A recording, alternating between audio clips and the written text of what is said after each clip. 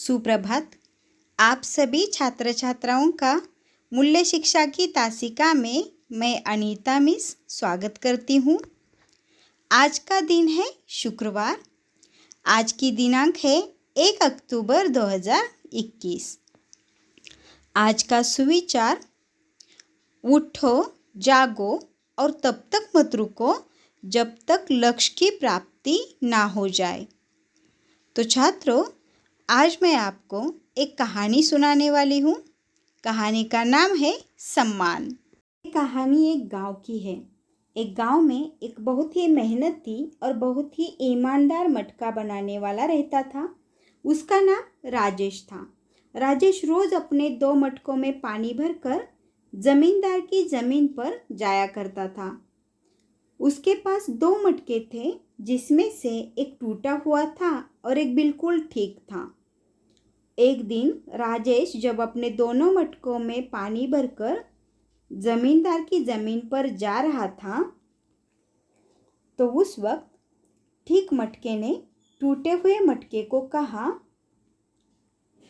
देखो, मैं तुमसे ज़्यादा पानी ले जा सकता हूँ।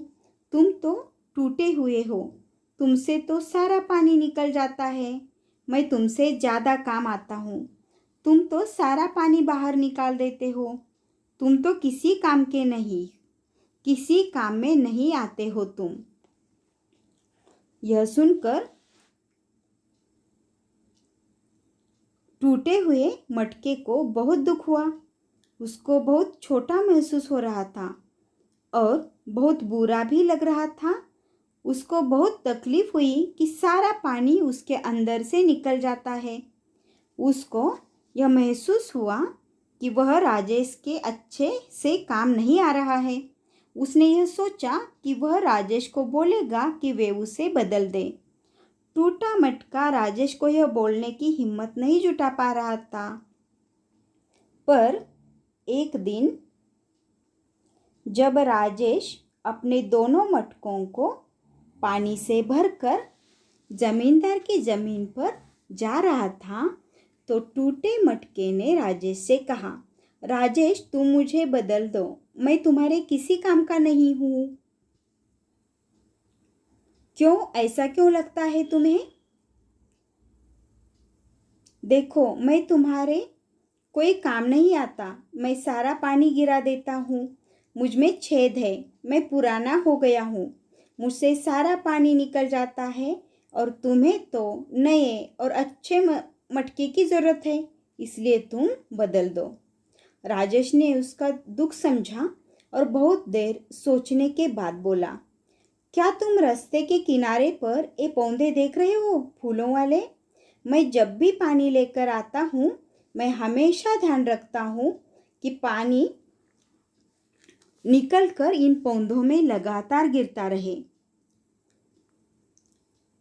जब भी तुम्हारा पानी इन पौधों पर गिरता है, तो ये पौधे अच्छे अच्छे, खुशबूदार और बहुत सुंदर सुंदर अलग अलग तरह के रंगों के फूल उगाते हैं।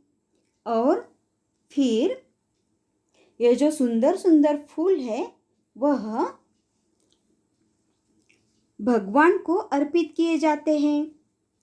तुम अपने आप को छोटा महसूस मत करो। अगर तुम्हारा पानी इन पौधों पर गिरता ही नहीं, तो कैसे ये पौधे इतने सुंदर सुंदर, खुशबूदार और रंग बिरंगे फूल उगाते और कैसे ये भगवान को अर्पित होते?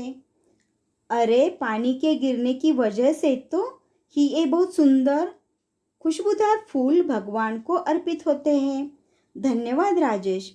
राजेश की सारी बातें सुनकर ठीक वाला मटका बोला, मैं मेरी गलती समझ चुका हूँ। आज से मैं कभी तुम्हें ऐसा नहीं बोलूँगा। तुम में कुछ कमी है तो मुझे नहीं पता था। तुम तो बहुत काम के हो। तुम्हारी वजह से फूल कितने रंग बिरंगे और खुशबूदार होते हैं। धन्यवाद तुम्हारा। तुम दोनों ही मेरे लिए प्यारे हो। तुम दोनों मिलकर हाँ करो। इस कहानी से हमें यह सीख मिलती है कि हमें सबका सम्मान करना चाहिए, किसी को छोटा महसूस नहीं कराना चाहिए। धन्यवाद।